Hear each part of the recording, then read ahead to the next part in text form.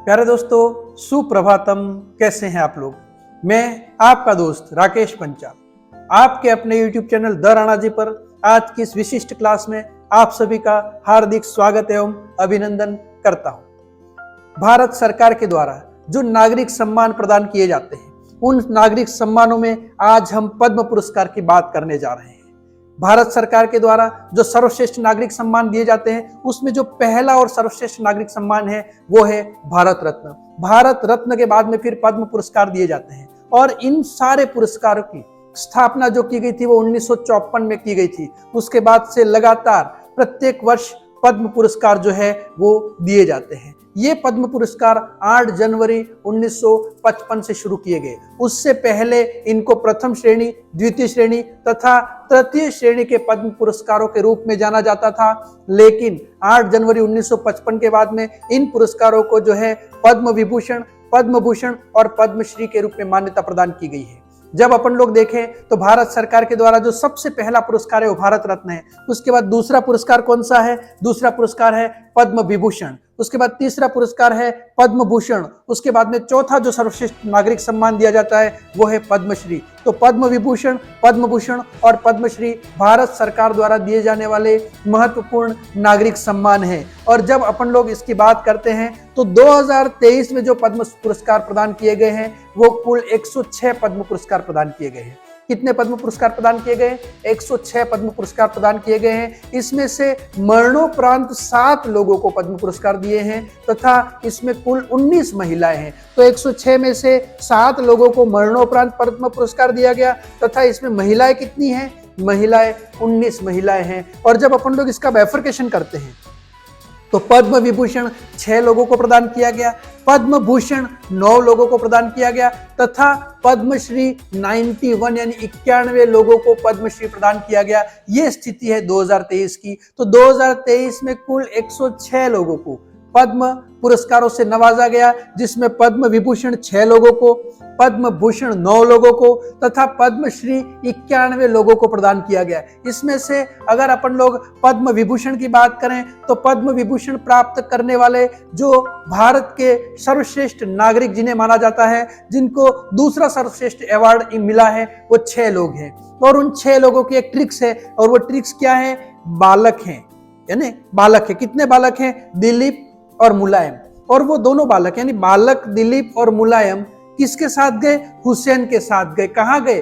कृष्णा के निवास पर गए। ये एक ट्रिक्स है। तो इसमें सबसे पहले बालक शब्द, बालक शब्द से मतलब है बाल कृष्ण दोषी, जो कि गुजरात के हैं, उनको पद्म विभूषण प्राप्त हुआ है। क्या नाम है? बाल कृष्ण दोषी। उसके बाद में दिलीप शब्द, दिलीप से मतलब है दिलीप महालनविस, और दिलीप महालनविस पश्चिम बंगाल के हैं, और ये जो पश्चिम बंगाल के हैं उनको भी जो है वो पद्म विभूषण प्राप्त हुआ है। इन दोनों को मरणोपरांत पद्म विभूषण प्राप्त हुआ है तथा उनको अन्य कार्यों की श्रेणी में पद्म विभूषण प्राप्त हुआ है। तो एक तो बालकृष्ण दोषी जो कि गुजरात के हैं तथा एक दिलीप महालनविस जो कि पश्चिम बंगाल के हैं, दोनों को अन्य श्रेणियों में पद्म विभूषण दिया गया है तथा मरणोपरांत पद्म विभूषण दिया गया है। उसके बाद में बालक दिलीप, उसके बाद में आता है मुलायम। तो मुलायम कौन है? मुलायम सिंह यादव। ये उत्तर प्रदेश के हैं तथा सार्वजनिक मामलों में इनको पद्म विभूषण दिया गया। उसके बाद में फिर अपन लोग देखते हैं तो अगला कौन है जिसको पद्म विभूषण प्राप्त हुआ है? तो बालक दिलीप मुलायम,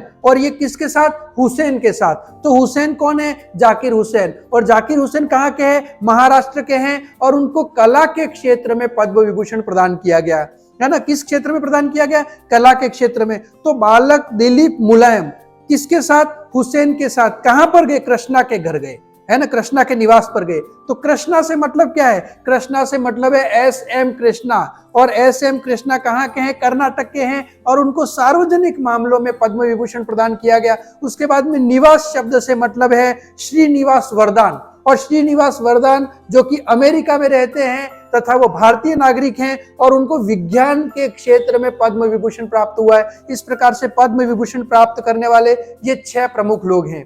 उसके बाद में जब अपन लोग देखें तो पद्म भूषण जो है वो 9 लोगों को मिला है, और उस 9 लोगों की जब अपन लोग बात करते हैं तो उसमें कुछ प्रमुख शख्सियत के नाम मैं आपको बताना चाहता हूं। एक आपने नाम सुना होगा श्री कुमार मंगलम बिड़ला का, और श्री कुमार मंगलम बिड़ला व्यापार और उद्योग से जुड़े हुए हैं तथा महाराष्ट्र से आते हैं। वो बहुत ही बड़ा नाम है उद्योग के क्षेत्र में, उनको पद्म भूषण मिला है। उसके बाद में अपन लोग देखें तो सुमन कल्याणपुर का नाम आपने सुना होगा, जो महाराष्ट्र से आती हैं तथा वो प्रसिद्ध गायिका है, उनको भी पद्म भूषण मिला है। इसके साथ में जो एक सामाजिक कार्यकर्ता सुधा मूर्ति है, उनको भी पद्म भूषण मिला है। तो पद्म भूषण 9 लोगों को मिला है, जिसमें से ये 3 प्रमुख लोग हैं, श्री कुमार मंगलम बिड़ला। वैसे 9 लोग प्रमुख हैं, लेकिन श्री कुमार मंगलम बिड़ला जो उद्योग और व्यापार जगत से आते हैं, महाराष्ट्र से आते हैं। उसके बाद में जो है सुमन कल्याणपुर जो कला क्षेत्र में है, महाराष्ट्र से आते हैं। तथा उसके बाद में सुधा मूर्ति जो कर्नाटक से आती है तथा वो जो है वो एक सामाजिक कार्यकर्ता है, उनको पद्म भूषण प्राप्त हुआ है। अब हम लोग बात करते हैं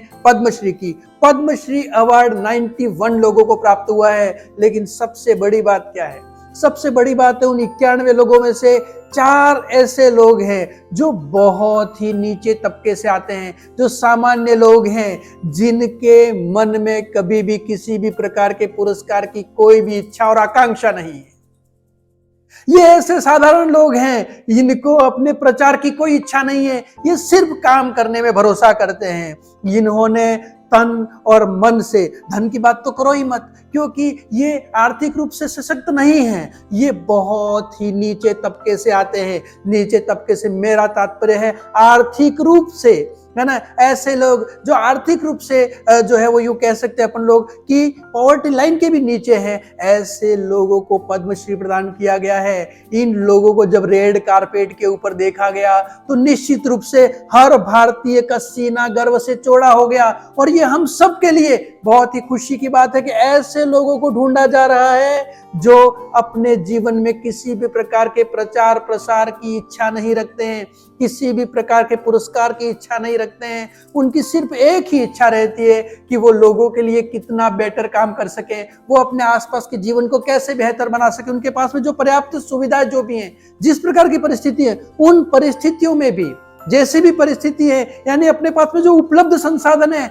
उन उपलब्ध संसाधनों में कैसे हम लोग बेहतर काम करें कि समाज के लिए एक मिसाल पेश कर सके। और ऐसे लोगों को पद्मश्री दिया गया। और उसमें एक नाम आता है हीराबेन इब्राहिम भाई लोबी का। और ये जो हीराबेन इब्राहिम भाई लोबी है, ये गुजरात से आती हैं, सामाजिक कार्यकर्ता हैं तथा उन्होंने समाज के एक ऐसे तबके जो अपन लोग वंचित लोग कहते हैं, उनको लिए महत्वपूर्ण काम किया, उनकी सेवा का काम किया। और सरकार ने उनको पद्मश्री से नवाजा। और जब नवाजा तो इस महिला ने प्रधानमंत्री के सामने अपनी झोली फैला दी कि आपने मुझे इतने बड़े, मुझ जैसे ऐसे व्यक्तित्व जिसे कोई नहीं जानता, उसको इतना बड़ा सम्मान दे करके निश्चित रूप से उपकार का काम किया है। उसके बाद में श्री कोटा सच्चिदानंद शास्त्री को भी पद्मश्री मिला है। और ये आंध्र प्रदेश में आते हैं तथा ये हरि कथाकार है। आंध्र प्रदेश से आने वाले हरि कथाकार, एक सामान्य आदमी जिसका नाम है श्री कोटा सच्चिदानंद शास्त्री, उनको भी पद्मश्री दिया गया। उसके बाद में पद्मश्री मिला है छत्तीसगढ़ के भिलाई से आने वाली पांडवानी गायिका। और उस पांडवानी गायिका का क्या नाम है? उषा बारले। तो पांडवानी गायिका उषा बारले को भी जो है वो ये पुरस्कार प्राप्त हुआ। और जब वो प्रधानमंत्री जी के सामने आई और जब पूरे लोगों के सामने आई तो उन्होंने झुक करके और फिर अपने माथे को जो है वो जमीन से लगा दिया और उन सभी का तहे दिल से अभिवादन किया और वो बहुत ही ज्यादा गदगद दिखी। उसके बाद में अपन लोग जब बात करें तो मध्य प्रदेश के उमरिया से आने वाली एक ऐसी महिला जिसको जोधैया बाई बेगा कहते हैं और उसको पद्मश्री पुरस्कार प्राप्त हुआ कला के क्षेत्र में। एक ऐसी महिला जो वृद्ध है तथा जो आदिवासी समाज से आती है, उसने वहां पे जो है वो चित्रकला के क्षेत्र में ऐसा बेहतरीन काम किया कि यूरोप तथा इटली के अंदर भी उनके चित्रों की, उनकी कलाकृतियों की गूंज सुनाई देती है। और उन जोधैया बाई बेगा को, जो मध्य प्रदेश की उमरिया से आती है, उनको पद्मश्री पुरस्कार प्रदान किया गया। इस प्रकार से ये पद्मश्री पुरस्कार ऐसे लोगों को प्राप्त हुए। उसके अलावा अगर अपन लोग बात करें तो राजस्थान में पद्मश्री प्राप्त करने वाले 4 लोग हैं, जिसमें से एक है अहमद हुसैन तथा मोहम्मद हुसैन। और अहमद हुसैन और मोहम्मद हुसैन ये दोनों भजन गायक हैं। उसमें अगर अपन लोग बात करें तो अहमद हुसैन भजन गायक हैं तथा मोहम्मद हुसैन गजल गायक है। और ये दोनों ही जयपुर से आते हैं तथा इनको कला के क्षेत्र में पद्मश्री प्रदान किया गया है। उसी प्रकार से अगर अपन लोग देखें तो लक्ष्मण सिंह जो कि एक सामाजिक कार्यकर्ता है और वो भी जयपुर से आते हैं, उनको पद्मश्री दिया गया है। उसके बाद में एक और सामाजिक कार्यकर्ता जो डूंगरपुर से आते हैं, उनका नाम है मूलचंद लोढ़ा, उनको भी जो है वो पद्मश्री प्रदान किया गया सरकार के द्वारा। तो इस प्रकार से राजस्थान से आने वाले 4 लोग हैं जिनको पद्मश्री मिला है। एक तो अहमद हुसैन है जो भजन गायक हैं, एक मोहम्मद हुसैन है जो गजल गायक है, और ये दोनों ही कला के क्षेत्र में उनको मिला है और जयपुर से आते हैं। उसके बाद में लक्ष्मण सिंह हैं जो कि सामाजिक कार्यकर्ता हैं, ये भी लापोड़िया जयपुर से आते हैं, तथा उसके बाद में मूलचंद लोढ़ा हैं जो कि सामाजिक कार्यकर्ता है और ये डूंगरपुर से आते हैं। इन 4 को जो है वो पद्मश्री प्रदान किया गया है। इस प्रकार से इस बार पद्मश्री से जो है या पद्म पुरस्कारों से देश में 106 लोगों को जो है वो पद्म पुरस्कार प्रदान किए,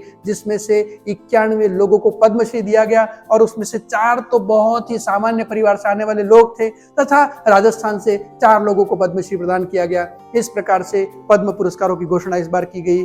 उम्मीद है आपको मेरे द्वारा दी गई जानकारी पसंद आई होगी। आप इस चैनल को अधिक से अधिक लाइक, शेयर और सब्सक्राइब करें। आपको बहुत बहुत धन्यवाद, शुभकामनाएं।